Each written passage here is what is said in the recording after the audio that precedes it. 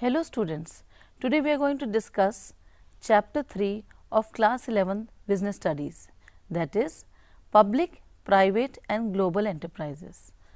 The industrial policy resolutions of 1948 and 1956 assigned dominant role to the state in the spheres of industrial, commercial and public utility activities before 1991.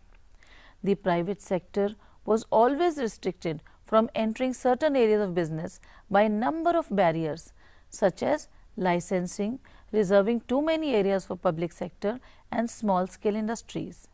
India had adopted mixed economy. Role of private sector is complementary to public sector. New industrial policy 1991 opened unlimited opportunities for growth in private sector. Thus, now we have public sector, private sector and global enterprises. Now we come to the rationale of public sector. Why is public sector so important? Immediately after independence, India had to go in for rapid economic and social development to overcome the problems of poverty, unemployment, illiteracy, health and imbalance in regional economic growth. The rationale of initiating public sector enterprises to rebuild the Indian economy and socially are, first of all, defense requirements. Strategic supplies of goods for defense can't be left to the whims of private sector. Basic and heavy industries. The private sector may not venture to establish basic and heavy industries requiring huge capital outlay and longer gestation period. Now let us discuss what is gestation period. Gestation period is the time period between the amount invested and the result achieved. Third rationale is public utilities. Since the private sector is motivated with earning profits, the public utility services like water supply, electricity, gas, etc., where ready profit opportunities do not exist, may not be touched by the private sector. Therefore, the state has to assume the responsibility for public welfare. Next rationale is preventing concentration of economic power and monopolies. To prevent concentration of economic power and monopolies which may lead to inequalities in distribution of wealth and resources, takeover of private industrial enterprises by the state is prompted. Next important rationale is infrastructure.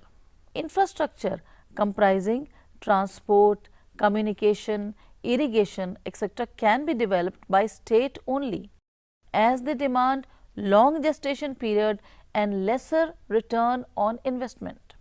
Development of backward regions. For balanced development of all regions, government is justified in locating new enterprises in backward areas. Next rationale is financing economic development and employment. The state can mobilize resources to finance development and employment programs out of surpluses generated in working of its enterprises. What does this mean? It means some profit earning enterprises are utilized, that is, the return from those enterprises are utilized to invest elsewhere where employment opportunities can be generated. Next rationale is socialist pattern of society. India adopted socialism to follow a policy of enlarging public sector in all crucial spheres to tighten its hold over economy and accomplish objectives of faster growth with social justice. Now let us understand what is private sector. Private sector means enterprises owned and controlled by private businessmen. Their main motive is profit. Example, Tata Company, Reliance Industry, Wipro Limited. And then what is public sector? Public sector enterprises are those enterprises which are partially and wholly owned by central or state government. Main motive of public sector is public or social interest, that is, they want to work for general public welfare as well as earn profit. Example of such type of enterprises are GAIL, Gas Authority of India, SAIL, Steel Authority of India. Now we are going to discuss the various forms of public enterprises working in our country. The oldest and the most important among them is departmental undertaking. These undertakings are controlled by the ministry. They are financed by the government and all the important decisions are taken by the concerned ministry. Obviously, since they are in full control of the government, all the earnings of these departments are deposited in government treasury. Where are they suitable? They are most suitable for activities of vital importance such as defense, telecommunication, power, etc. For operations of public utilities, example post and telegraph, and for contribution to government revenue, example Indian Railways. The features of these departmental undertakings are they do not have any separate entity because they are under the central or state government control. Obviously, their management and control by the ministry and they have to obey all the decisions taken by the ministry. Therefore, they do not have any financial autonomy, that is, funding from government treasury and revenue is paid into the treasury. Whatever finance comes to them comes from the government and their earnings definitely go to the government treasury. Now, since they are fully owned by the ministry concerned, the financing is from the government, obviously the decision making will also be from the government. There is no flexibility in decision making. Auditing and accounting control as applicable to government activities. Similarly, like other government departments, all the auditing and accounting controls are with the government and the management is under the direct control of the ministry. The employees are government or civil servants. Being a government department, naturally its employees have to be the government employees. Now, what are the merits of such type of an organization? The most important advantage of these departmental undertakings is effective control by Parliament. Since they are under the control of direct ministry, the Parliament is taking the full charge of the department and without the permission of the government, they cannot go further. There is high degree of public accountability, as obviously these departments belong to the government and the government belongs to the public. Since the government is answerable to the public, obviously these departments also owe a high degree of accountability towards the public and the government. Next advantage is increase in government income. Since revenue earned by these organizations goes directly to the treasury of the government, they add to the government income. These are most suitable for those organizations where national security. These departmental undertakings are most vital for national security as it is under direct control and supervision of ministry. Since they are so advantageous, there must be some limitations also. After all, nobody is perfect. The limitations of departmental undertakings are, obviously, they are inflexible. Since they are under the tight control of the government, they do not have any flexibility, whereas flexibility is essential for smooth operation of business. Lack of prompt action. Employees are not allowed to take independent decisions. Bureaucracy. There may be various business opportunities arising in the environment, but these enterprises are not able to take advantage of those opportunities because the bureaucrats are conservative.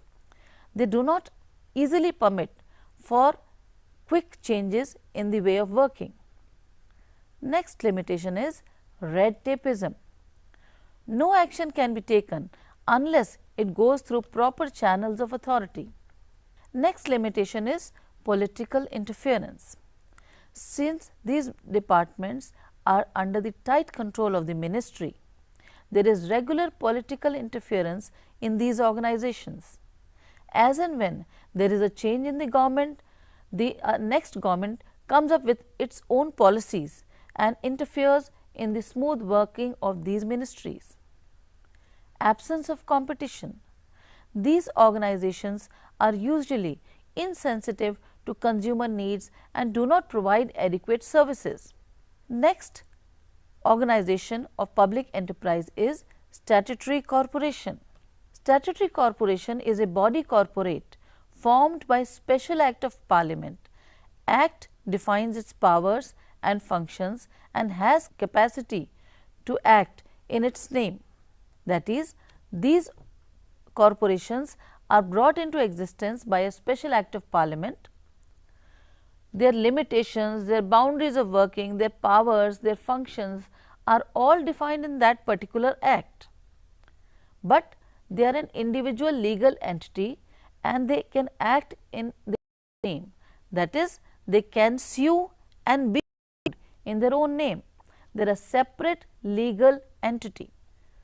Initial capital is introduced in these statutory corporations by the government, but they can also raise loans from public in the form of bonds. Now, where are statutory corporations most suitable?